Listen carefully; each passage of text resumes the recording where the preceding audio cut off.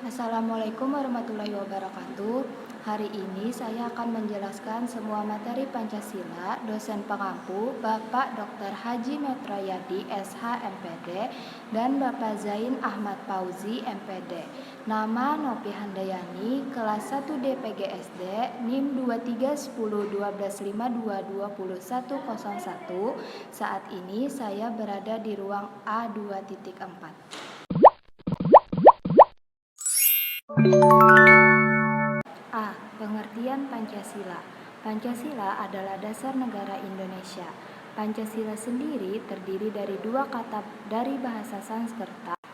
Bahasa Sanskerta yaitu panca yang berarti lima dan sila yang berarti prinsip atau asas.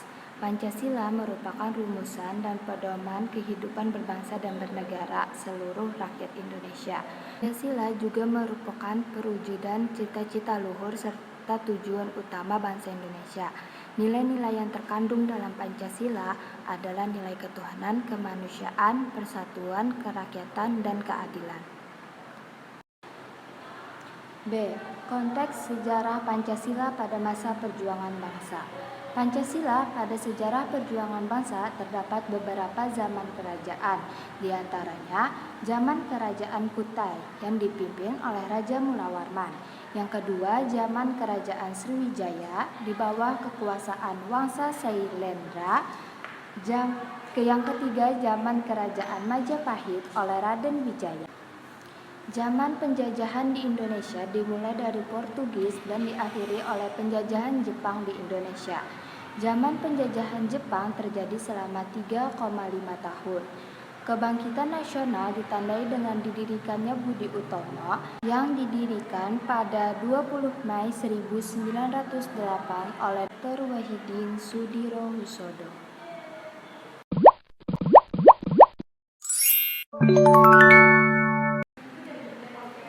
Sidang pertama BPUPKI pada tanggal 29 Mei sampai 1 Juni 1945 yang dipimpin oleh Rajiman Widyodiningrat di Jalan Taman Pejambon yang menghasilkan perumusan dasar negara. Sidang kedua BPUPKI terjadi pada tanggal 10 sampai 16 Juli 1945. Para panitia kecil melaporkan hasil sidang mereka yang dihasilkan pada 22 Juni 1945. Pada sidang kedua ini menghasilkan rancangan preambul hukum dasar atau Piagam Jakarta.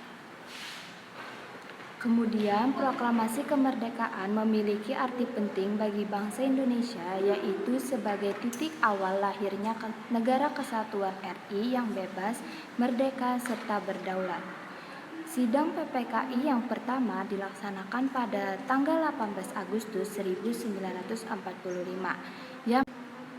yang menghasilkan keputusan untuk memilih presiden dan wakil presiden, mengesahkan UUD 1945. Sidang kedua PPKI terjadi pada tanggal 19 Agustus 1945. Pada sidang ini ditentukan ketetapan tentang pembagian daerah provinsi. Pada tanggal 20 Agustus, PPKI kembali mengadakan sidang untuk ketiga kalinya dan sidang yang keempat dilaksanakan pada tanggal 22 Agustus 1945. Setelah proklamasi kemerdekaan, bangsa Indonesia masih menghadapi kekuasaan dari pihak Belanda. Pihak Belanda memaksa bangsa Indonesia untuk mengakui pemerintahan Nina. Maka dari itu, pemerintah Republik Indonesia mengeluarkan 3 buah maklumat, yaitu yang pertama Maklumat Wakil Presiden nomor 10 tanggal 16 Oktober 1945, yang kedua Maklumat Pemerintah tanggal 3 November 1945, dan yang terakhir Maklumat Pemerintah tanggal 14 November 1945. Reformasi di Indonesia terjadi pasca pengunduran diri Presiden Soeharto, dikarenakan pada saat itu banyak terjadi korupsi, kolusi, dan nepotisme. Kelemahan yang menyimpang dari penerapan nilai-nilai Pancasila di era reformasi ini yaitu Pancasila dijadikan sebagai ideologi bangsa tanpa menghiraukan relevansinya dengan perkembangan zaman yang ada di Indonesia.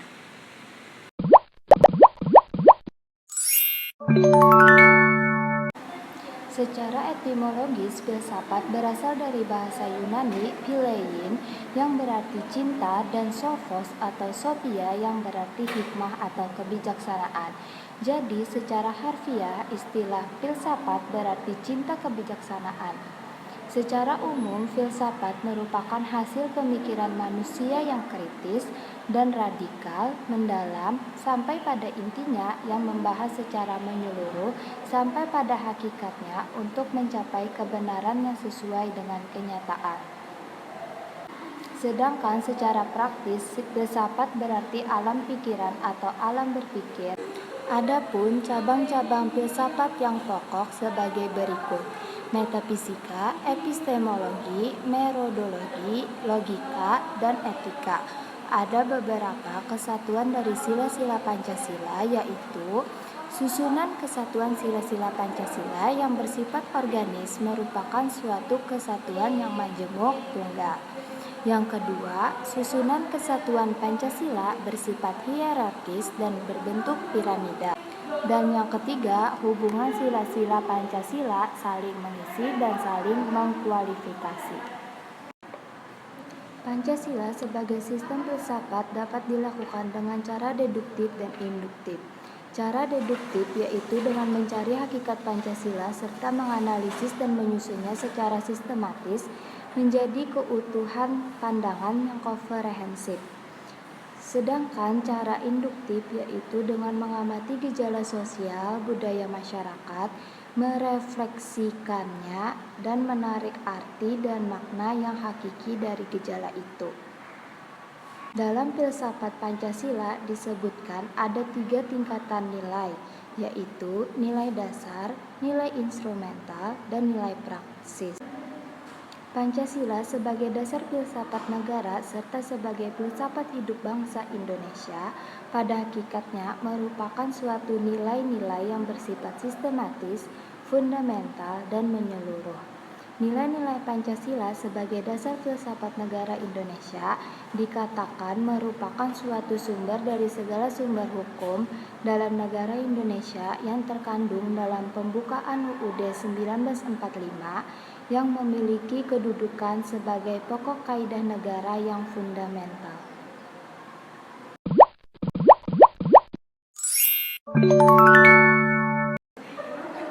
Nilai dasar merupakan cita-cita atau tujuan yang bersifat universal atau menyeluruh.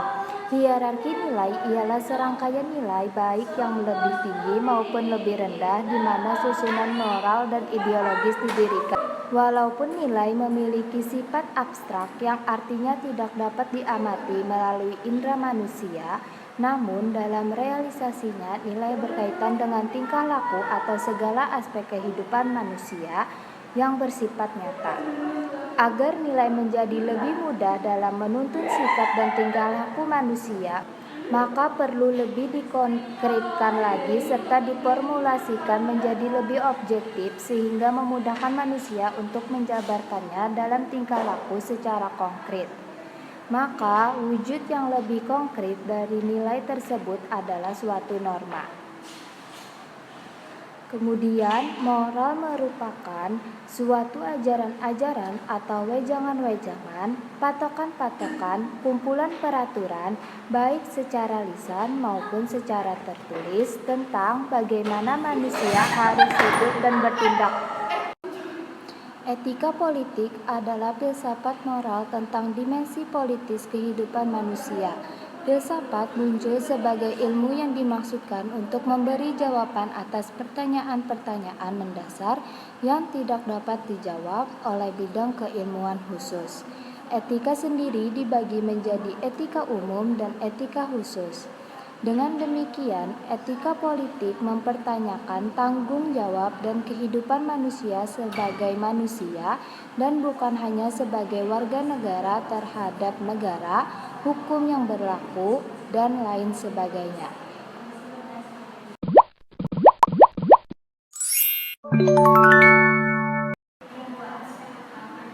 Asal mula Pancasila terbagi menjadi 2, yaitu asal mula langsung dan asal mula tidak langsung. Yang pertama, asal mula langsung. Proses terbentuk Pancasila secara langsung diulas lengkap oleh Noto Nagoro bahwa secara langsung Pancasila terbentuk atas dasar-dasar bersumber dan nilai-nilai adat istiadat, budaya dan nilai religius yang ada dalam kehidupan sehari-hari masyarakat Indonesia dan berkaitan dengan asal mula bentuk, rumusan, dan nama Pancasila. Yang kedua, asal mula tidak langsung. Pembentukan Pancasila secara tidak langsung hakikatnya selalu berasal dari nilai ketuhanan, nilai kemanusiaan, nilai persatuan, nilai kerakyatan, dan nilai keadilan yang telah ada dan tercermin dalam kehidupan sehari-hari. Bangsa Indonesia berpancasila dalam 3 asas yang disebut dengan Tri Prakara. Yang pertama, bahwa unsur-unsur Pancasila sebelum disahkan menjadi dasar filsafat negara secara yuridis sudah dimiliki oleh bangsa Indonesia sebagai asas-asas dalam adat istiadat dan kebudayaan dalam arti luas, atau biasa disebut dengan Pancasila sebagai asas kebudayaan. Yang kedua, unsur-unsur Pancasila yang telah terdapat pada bangsa Indonesia sebagai asas-asas dalam agama atau nilai-nilai religius disebut dengan Pancasila sebagai asas religius. Yang ketiga, unsur-unsur yang disebutkan tadi dibahas dan dirumuskan secara seksama oleh para pendiri negara. Kedudukan dan fungsi Pancasila. Yang pertama, Pancasila sebagai pandangan hidup bangsa. Pancasila sebagai pandangan hidup bangsa berfungsi sebagai kerangka acuan baik untuk menata kehidupan diri pribadi maupun dalam interaksi antar manusia dalam masyarakat serta alam di sekitarnya. Yang kedua, Pancasila sebagai dasar negara. Pancasila sebagai dasar negara berarti bahwa seluruh pelaksanaan dan juga penyelenggaraan pemerintah itu harus mencerminkan nilai-nilai yang terkandung dalam Pancasila dan tidak boleh bertentangan. Dan yang ketiga, Pancasila sebagai ideologi bangsa dan negara. Pancasila sebagai ideologi bangsa Indonesia adalah bahwa semua nilai-nilai yang terkandung dalam ideologi Pancasila itu harus menjadi cita-cita normatif bagi penyelenggaraan bernegara. Ciri khas ideologi tertutup adalah bahwa betapapun besarnya perbedaan antara tuntutan berbagai ideologi yang mungkin hidup dalam masyarakat itu, akan selalu ada tuntutan mutlak bahwa orang harus taat kepada ideologi tersebut. Yang kedua, ciri khas ideologi terbuka adalah bahwa nilai-nilai dan cita-citanya tidak dipaksakan dari luar, melainkan digali dan diambil dari suatu kekayaan rohani, moral, dan budaya masyarakat itu sendiri.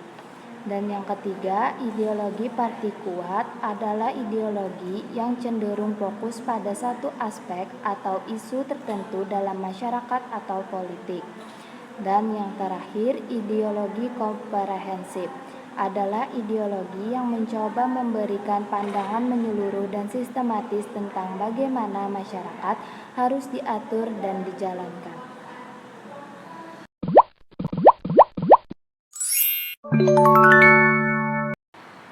Ideologi Pancasila dan negara Pancasila. Ideologi Pancasila adalah suatu pandangan hidup atau sistem nilai dasar yang menjadi landasan bagi negara dan seluruh bangsa Indonesia. Hal ini diakui sebagai ideologi negara resmi Indonesia dan tercantum dalam pembukaan Undang-Undang Dasar 1945. Negara Pancasila yaitu negara yang berdasarkan Pancasila. Selanjutnya, istilah Pancasila digunakan untuk menandai tokoh yang perilaku dan kinerjanya sesuai dengan Pancasila. Pancasila sebagai ideologi yang reformatif, dinamis, dan terbuka. Pancasila ideologi terbuka berarti Pancasila dapat menerima dan mengembangkan pemikiran baru dari luar, dapat berinteraksi dengan perkembangan atau perubahan zaman dan lingkungannya. Bersifat demokratis dalam arti membuka diri masuknya budaya luar dan dapat menampung pengaruh nilai-nilai dari luar yang akan diinkorporasi untuk memperkaya aneka bentuk dan ragam kehidupan bermasyarakat Indonesia, juga memuat dimensi-dimensi secara menyeluruh. Pancasila Negara Persatuan. Paham negara persatuan merupakan kesatuan unsur-unsur yang membentuknya berupa rakyat, wilayah, dan kedaulatan pemerintah. Paham negara kebangsaan. Paham negara kebangsaan adalah suatu pemahaman akan arti rasa cinta negara dan kesetiaan dalam kehidupan bernegara dan berbangsa. Nasionalisme juga dapat dikatakan sebagai nasionalisme atau rasa kebangsaan, yang berarti bahwa perasaan, keinginan, atau kesadaran yang sudah tertanam dalam diri seseorang untuk hidup berbangsa dan bernegara, dan perasaan ini sangat diperlukan dalam kehidupan bernegara. Paham negara integralistik. Negara adalah lembaga kemanusiaan, lembaga kemasyarakatan yang bertujuan demi tercapainya harkat dan martabat manusia, serta kesejahteraan lahir maupun batin. Segala aspek dalam penyelenggaraan negara, asas kerohanian, struktur dan keadaan negara harus koheren dengan hakikat manusia yang adil dan beradab. Paham integralistik yang terkandung dalam Pancasila meletakkan asas kebersamaan hidup, mendambakan keselarasan dalam hubungan antar individu maupun masyarakat.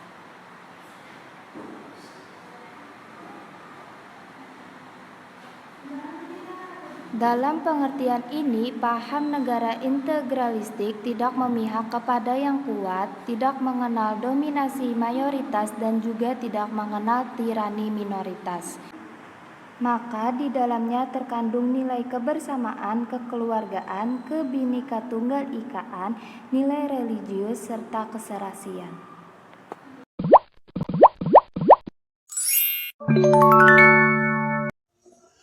1. Pembukaan UUD 1945 sebagai tertib hukum tertinggi. Di dalam ilmu hukum, kedudukan pembukaan Undang-Undang Dasar 1945 berada di atas pasal-pasal dalam UUD. Pembukaan UUD 1945 yang berkaitan dengan tertib hukum tertinggi di Indonesia memiliki dua aspek yang bersifat fundamental, yaitu faktor mutlak adanya tertib hukum di Indonesia dan ketentuan hukum tertinggi tidak lain adalah pembukaan Undang-Undang Dasar 1945. Pembukaan UUD 1945 juga menentukan ada tidaknya tertib hukum di Indonesia. Dengan itu, konsekuensi yang ada yaitu tidak akan dapat diubah. Yang kedua, pembukaan UUD 1945 memiliki syarat adanya tertib hukum di Indonesia.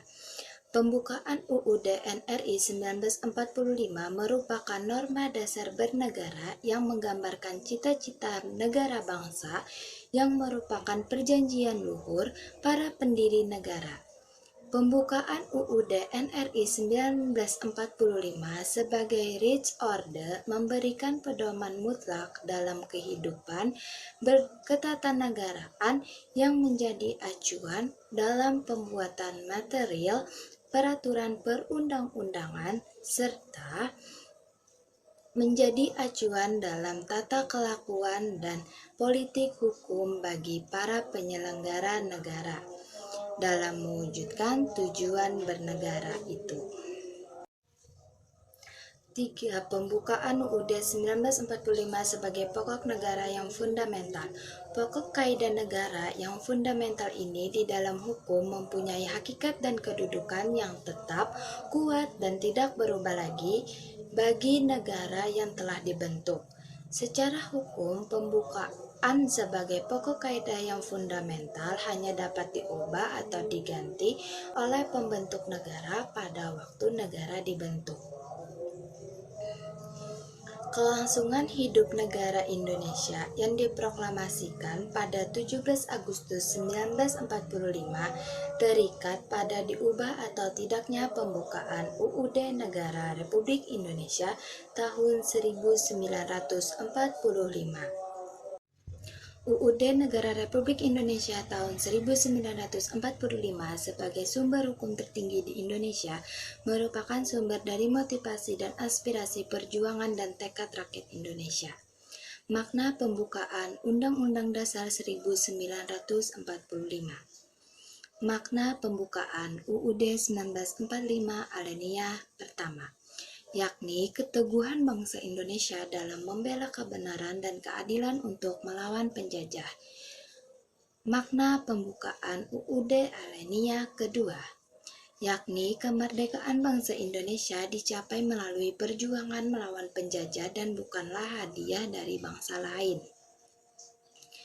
Pembukaan UUD 1945 alinea ketiga, yakni kemerdekaan dicapai bangsa Indonesia tidak hanya karena faktor material saja, tetapi juga karena berkat dan rahmat Tuhan Yang Maha Kuasa. Makna pembukaan UUD 1945 alinea keempat, yakni Indonesia sebagai negara yang berkedaulatan rakyat dengan Pancasila sebagai dasar negaranya. Hubungan antara pembukaan UUD 1945 dengan batang tubuh Undang-Undang Dasar 1945. Hubungan langsung antara pembukaan UUD 1945 dengan batang tubuhnya bersifat kausal organis, karena isi dalam pembukaan dijabarkan ke dalam pasal-pasal UUD 1945. Sehingga pembukaan UUD 1945 yang memuat dasar filsafat negara dan UUD merupakan satu kesatuan yang utuh.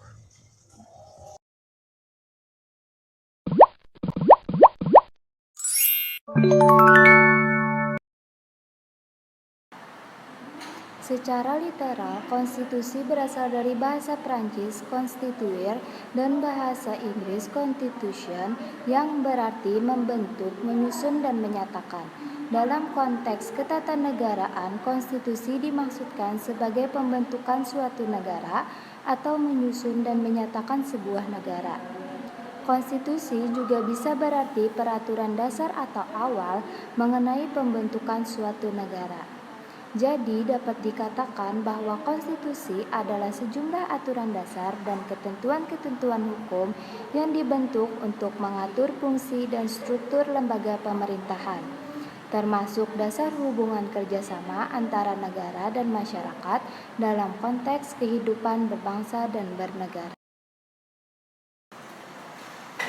Konstitusi memiliki fungsi khusus untuk menentukan dan membatasi kekuasaan negara serta menjamin dan melindungi hak-hak warga negara dan hak asasi manusia atau HAM. Tujuan dibentuknya konstitusi adalah untuk mencapai dan mewujudkan tujuan yang tertinggi, yakni keadilan, ketertiban, dan perwujudan nilai-nilai yang ideal. Konstitusi Negara Indonesia pertama kali lahir pada 18 Agustus 1945 yang disahkan oleh Panitia Persiapan Kemerdekaan Indonesia. UUD 1945 pada intinya memiliki dua unsur pokok, yakni pembukaan dan batang tubuh. Sebelum menjadi sebuah konstitusi, perumusan dan penyusunannya melewati sejarah yang cukup panjang, yakni sejak 29 Mei 1945 sampai 16 Juni 1945 oleh Badan Penyelidik Usaha-Usaha Persiapan Kemerdekaan Indonesia. BPUPKI menetapkan tim khusus yang bertugas untuk menyusun konstitusi bagi Indonesia Merdeka yang kemudian dikenal dengan nama Undang-Undang Dasar 1945 atau UUD 45. Latar belakang terbentuknya konstitusi bermula dari janji Jepang untuk memberikan kemerdekaan bagi bangsa Indonesia di kemudian hari. Namun, janji hanyalah janji. Sebenarnya penjajah Jepang ingin lama Sebenarnya, penjajah Jepang ingin lebih lama menindas dan menguras kekayaan bangsa Indonesia.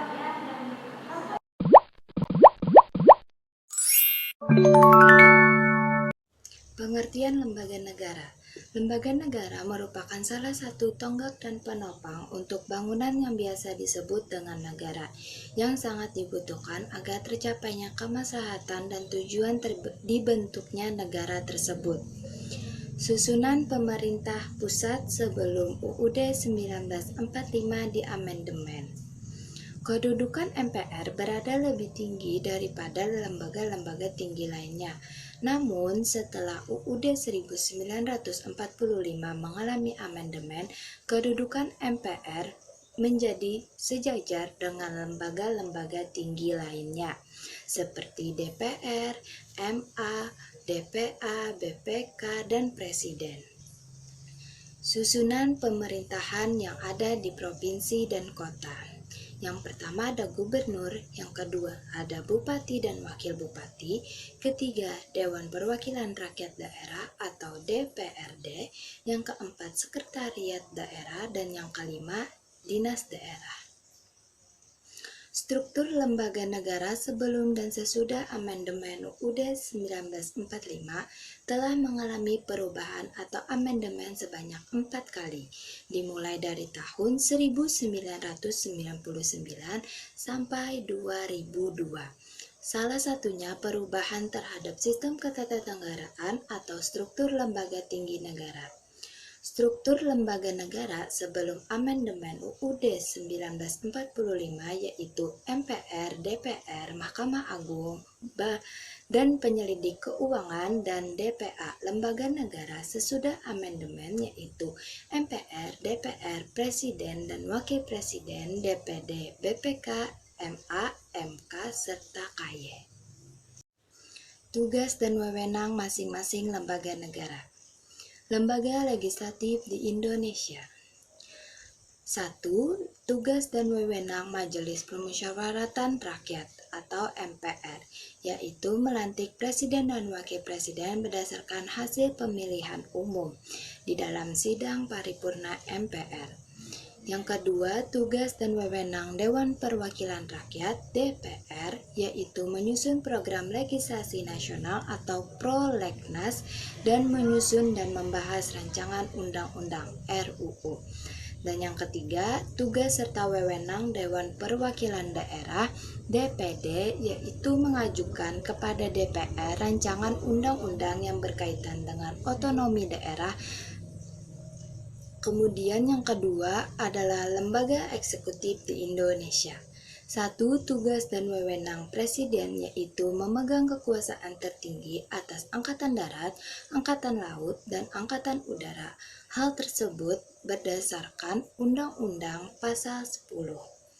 Yang kedua, tugas dan wewenang wakil presiden yaitu membantu presiden dalam melaksanakan kewajibannya. Kemudian yang terakhir ada lembaga yudikatif di Indonesia. 1. Tugas dan wewenang Mahkamah Agung yaitu sebagai pengadilan negara tertinggi. Mahkamah Agung merupakan pengadilan kasasi. Yang kedua, tugas dan wewenang Mahkamah Konstitusi atau MK, yaitu menguji undang-undang terhadap Undang-Undang Dasar 1945.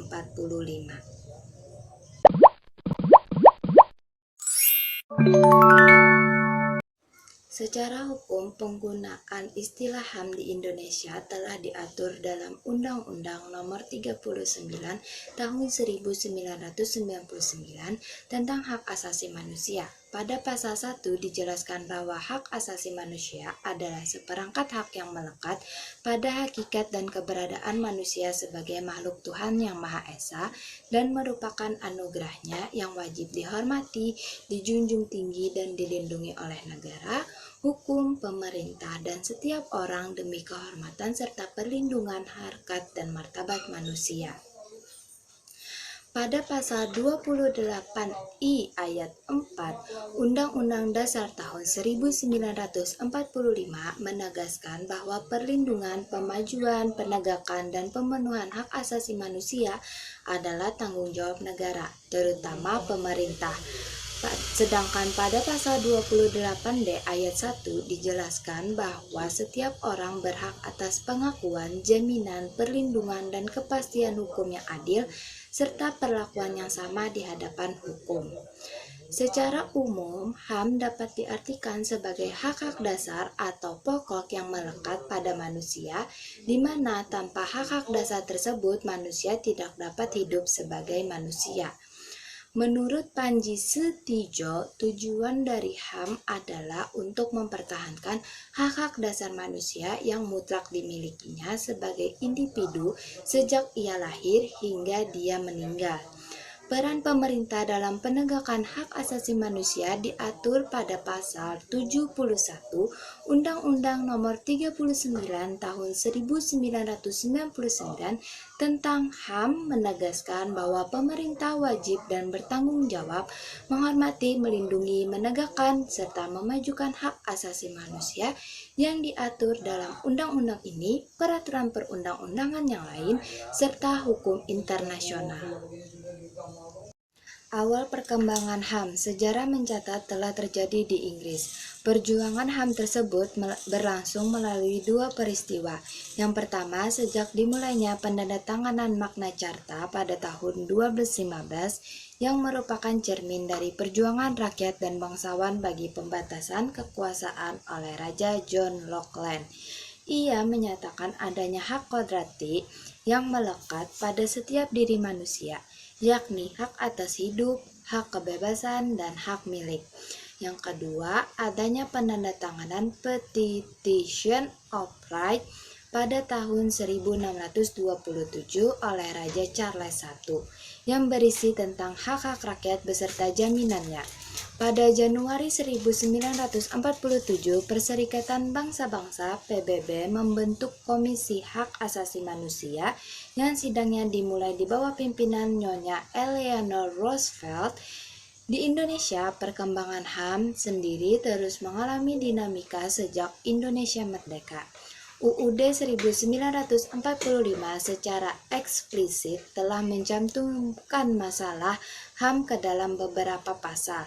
Namun, perkembangan yang terakhir berdasarkan amandemen kedua UUD 1945 pada Agustus tahun 2000, HAM dicantumkan pada bab 10A mulai dari pasal 28A sampai 28J.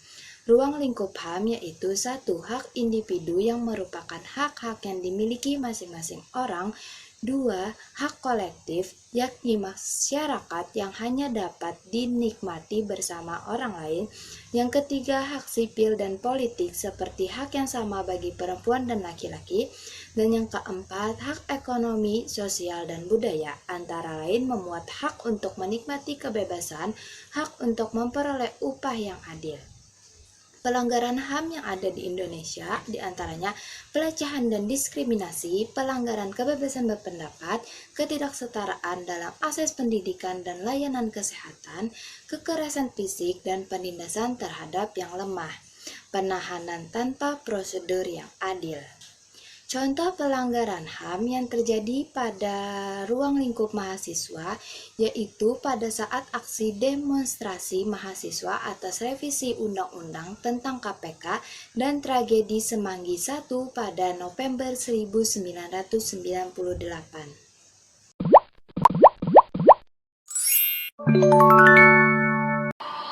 Pengertian paradigma. Paradigma adalah suatu asumsi-asumsi dasar dan asumsi-asumsi teoritis yang umum sehingga merupakan suatu sumber hukum-hukum, metode, serta penerapan dalam ilmu pengetahuan sehingga sangat menentukan sifat serta ciri karakter ilmu pengetahuan itu sendiri. Kalangan ilmuwan sosial kembali mengkaji paradigma ilmu tersebut yaitu manusia. Berdasarkan hakikatnya, manusia dalam kenyataan objektifnya bersifat ganda bahkan multidimensi. Atas dasar kajian paradigma ilmu pengetahuan sosial tersebut, maka kemudian dikembangkanlah suatu metode baru berdasarkan hakikat dan sifat dari paradigma ilmu tersebut, yaitu manusia, yang metodenya disebut dengan metode kualitatif. B. Pancasila sebagai paradigma pembangunan. Secara filosofis, hakikat kedudukan Pancasila sebagai paradigma pembangunan nasional mengandung suatu konsekuensi bahwa dalam segala aspek pembangunan nasional kita harus mendasarkan pada hakikat dari nilai-nilai sila-sila Pancasila.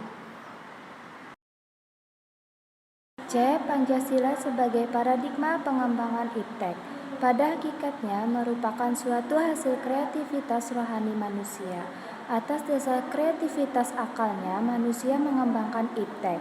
Tujuan yang esensial dari iptek adalah demi kesejahteraan umat manusia. Maka dari itu, iptek pada hakikatnya tidak bisa bebas dari nilai, namun terikat oleh nilai. Pembangunan pada hakikatnya merupakan suatu realisasi praksis untuk mencapai tujuan bangsa. Adapun pembangunan dirinci dalam berbagai macam bidang antara lain Polek Sosbudhankam.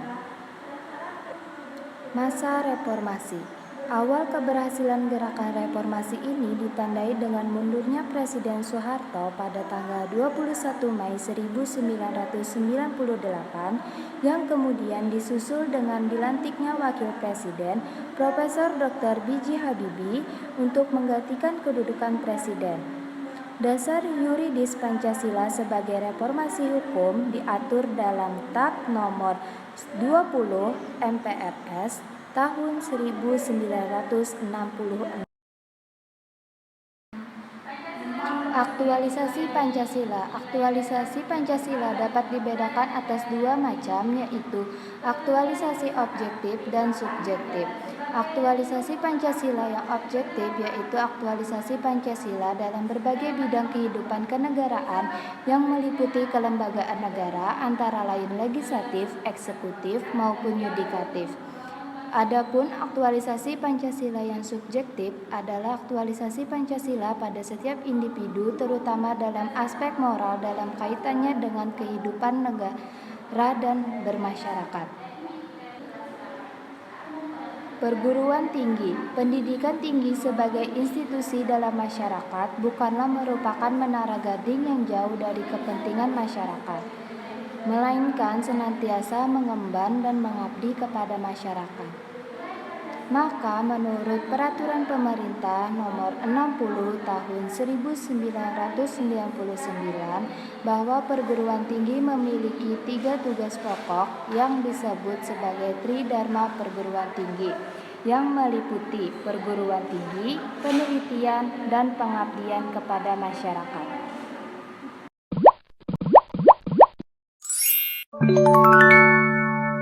Manfaat mempelajari Pancasila yaitu agar memperkuat nilai-nilai Pancasila sebagai landasan falsafah negara dan ideologi bangsa. Kedua, mengembangkan karakter diri yang Pancasialis baik dalam pemikiran, sikap maupun tindakan. Yang ketiga, memberikan penghayatan terhadap nilai-nilai Pancasila sebagai warga negara Kesatuan Republik Indonesia. Yang keempat, menciptakan agar dapat mengamalkan setiap sila dalam Pancasila di dalam kehidupan sehari-hari. Yang kelima, memiliki kemampuan untuk memaknai segala peristiwa sejarah dan nilai-nilai budaya bangsa untuk menggalang Pancasila sebagai pandangan hidup bangsa. Yang keenam, menciptakan karakter yang paham tentang hak dan kewajibannya serta menanamkan rasa nasionalisme terhadap negara Indonesia. Dengan kita mempelajari Pancasila ini, saya berharap saya dapat menjadi agen perubahan yang mampu menerapkan nilai-nilai Pancasila di dalam kehidupan sehari-hari, serta memiliki pemahaman yang mendalam tentang falsafah negara serta ideologi bangsa negara Indonesia.